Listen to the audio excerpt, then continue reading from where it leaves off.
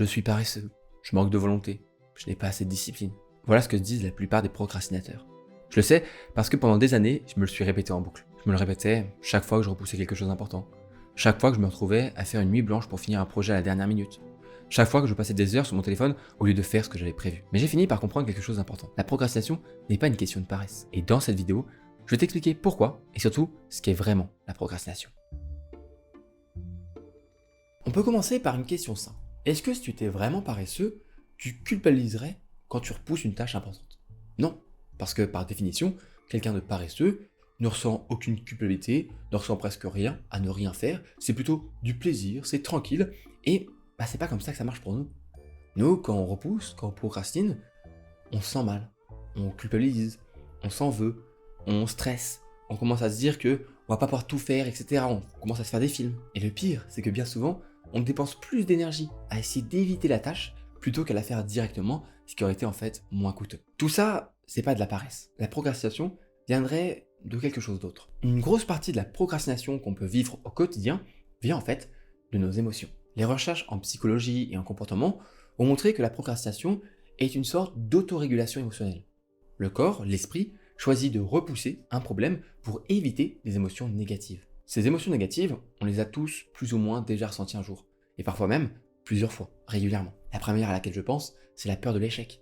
La peur de se retrouver devant un obstacle trop important et finir par échouer. Mais il y en a beaucoup d'autres, comme par exemple la peur du jugement des autres, du jugement du monde, de nos proches, de nos pairs, la peur aussi de ne pas être à la hauteur, mais aussi à l'anxiété que peuvent ressentir certaines personnes face à une tâche trop complexe. Rien qu'en y pensant, tu commences à dire « Waouh, attends, mais c'est compliqué, ça te stresse, t'as même pas envie de commencer parce qu'il y a tellement de choses à faire, tellement de petites tâches à faire à l'intérieur que ça te prend la tête. » Mais aussi, on peut ressentir de l'anxiété par rapport à une liste de tâches qui est énorme, une montagne de tâches à faire.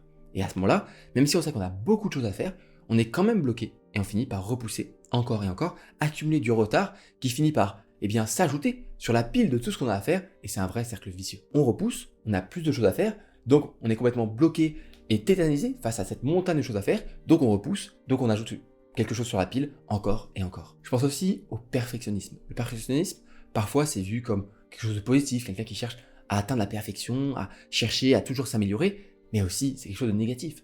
Parce que parfois à vouloir avoir un projet qui est parfait, vraiment tout nickel, on finit par être paralysé par cette perfection, par cette quête de la perfection, on finit par repousser alors la tâche de terminer ce projet. Je pense notamment par exemple à un auteur en herbe qui n'arrive pas à envoyer son manuscrit à une maison d'édition parce que pour lui, son manuscrit n'est pas assez parfait, il n'est pas encore assez bien peaufiné, il pourrait encore travailler une semaine dessus, 2 semaines, 3 semaines, 1 mois, 1 an, et on finit comme ça par repousser la fin souvent d'une tâche, la fin d'un projet, parce que pour nous, il n'est pas encore au niveau, il n'a pas encore atteint la perfection qu'on cherche à atteindre. La procrastination, c'est un comportement d'évitement qu'a trouvé notre esprit et notre corps pour chercher à s'échapper, à esquiver toutes ces émotions négatives. Mais le souci, c'est que esquiver aujourd'hui, maintenant, une émotion négative en la repoussant à demain, ce n'est que repousser le problème. Et demain, peut-être ce problème aura grossi, parce qu'il y aura moins de temps pour le faire, parce qu'il y aura plus de travail, plus de fatigue, plus de stress. Donc, il faut apprendre à la combattre. Et pour faire ça, il faut comprendre qu'il existe différents types de procrastination.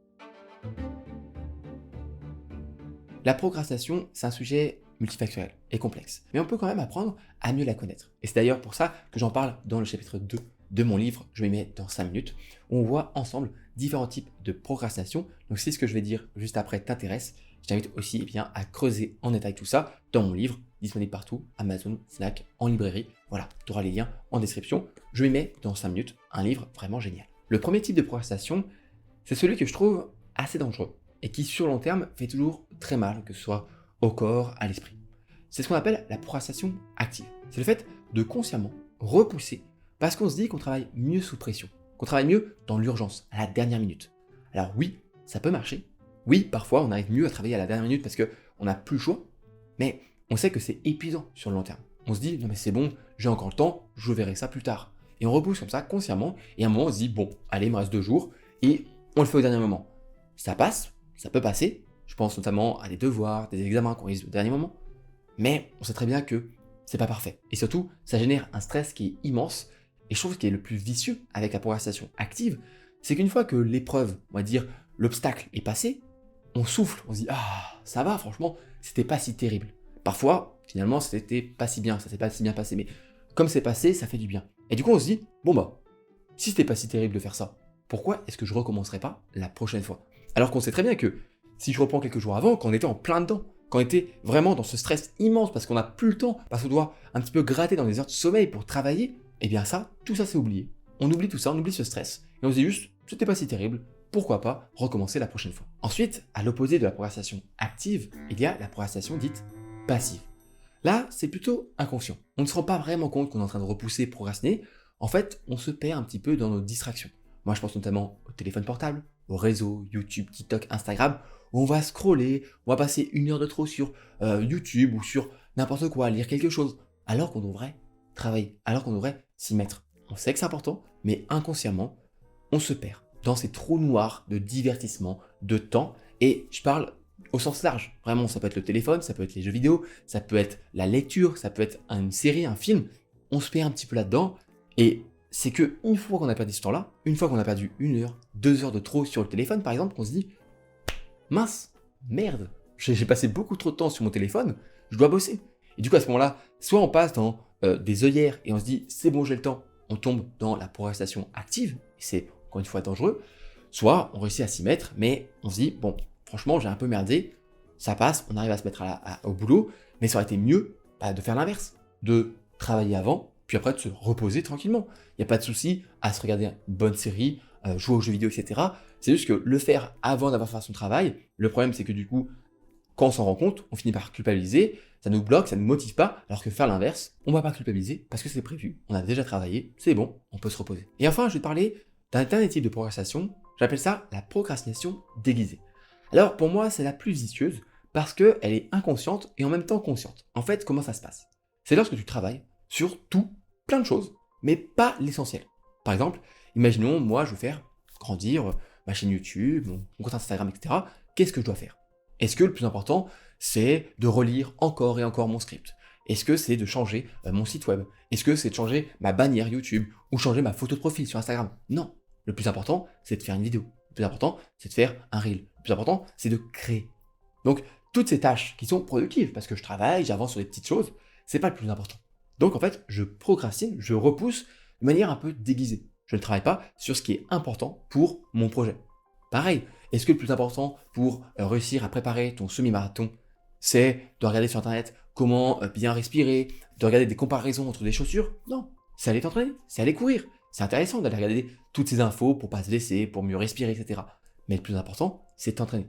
Encore une fois, c'est ça, la procrastination déguisée. Je t'invite à prendre un peu de recul sur tes journées, sur tes moments où tu te rends compte que tu repousses, que tu procrastines, et te dire, ok, je fais de la procrastination active, passive, déguisée, qu'est-ce que je fais? Mieux comprendre quel type de procrastination nous touche particulièrement nous, dans notre situation, ça va nous permettre de mieux pouvoir ensuite comprendre ce qui nous fait procrastiner, pourquoi, et de travailler sur les causes, plutôt que juste culpabiliser, se blâmer, ce qui, on va pas se mentir, n'a pas beaucoup d'intérêt et ne fait pas avancer les choses. Maintenant qu'on comprend un peu mieux quels sont les différents types de procrastination, j'aimerais que tu commences à voir la procrastination différemment.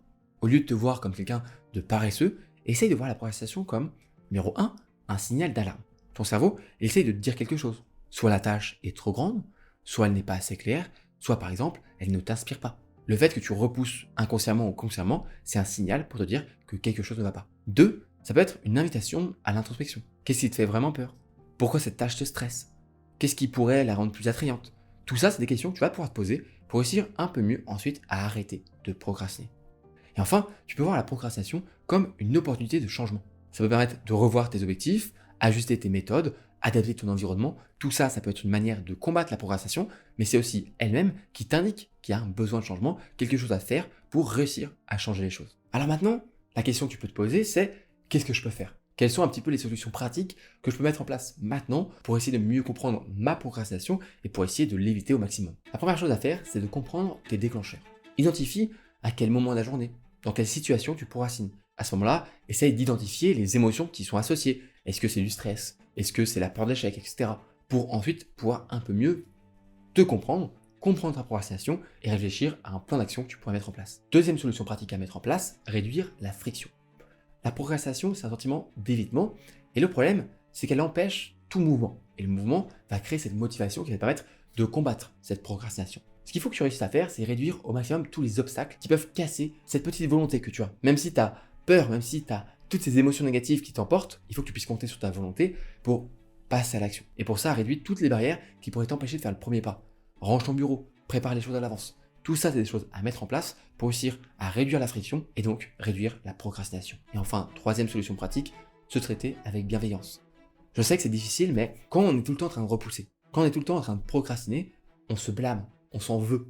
Et je l'ai déjà dit, mais ça n'a aucun intérêt. Ça ne fait pas avancer les choses et même ça peut créer un cercle vicieux qui va empirer la situation. Donc, traite-toi avec bienveillance, vas-y progressivement.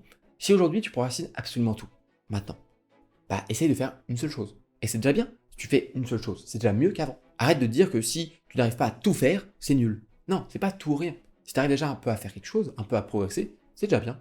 Et franchement, félicite-toi d'avoir réussi à faire un petit peu. Un premier pas, un second, un troisième, un quatrième, etc. Jusqu'à peut-être arriver un jour où la procrastination sera une vieille ennemie, on va dire, et parfois ça t'arrivera de repousser, mais ce sera pas grave, et surtout, tu ne t'en voudras pas parce que ce sera normal, tu es un peu trop fatigué, t'as pas trop le temps, c'est pas grave. Pour conclure, la prochaine fois que tu te surprends à repousser, à procrastiner, ne te blâme pas, ça sert à rien, et rappelle-toi que c'est juste un comportement d'évitement que ton corps a choisi, ton esprit a choisi pour éviter ces émotions négatives. À ce moment-là, ce qu'il faut faire, c'est comprendre pourquoi, quelles sont ces émotions négatives, pour ensuite pouvoir agir sur les causes, qu'est-ce qui te fait stresser, qu'est-ce qui te fait peur, et comme ça, en supprimant ça, et en ayant une bonne organisation parce que tu as lu mon livre, eh bien tu pourras à ce moment-là réussir à dire adieu à la procrastination. J'espère que cette vidéo t'a plu. Si elle t'a plu, tu sais ce qu'il te reste à faire. Le bouton pouce bleu, l'abonnement, la cloche, etc. Tu peux me dire en commentaire ce que tu en as pensé, quel type de procrastination un petit peu tu es. Est-ce que c'est quelque chose qui t'arrive souvent? Est-ce que tu as des petits tips à partager aux autres sur comment réussir à moins procrastiner? Bref, dis-moi tout ça en commentaire, je serai ravi de pouvoir lire tout ça. Sinon, moi je te dis à la semaine prochaine pour une nouvelle vidéo. D'ici là, prends soin de toi, prends soin de tes proches. C'était Robin. Ciao, ciao.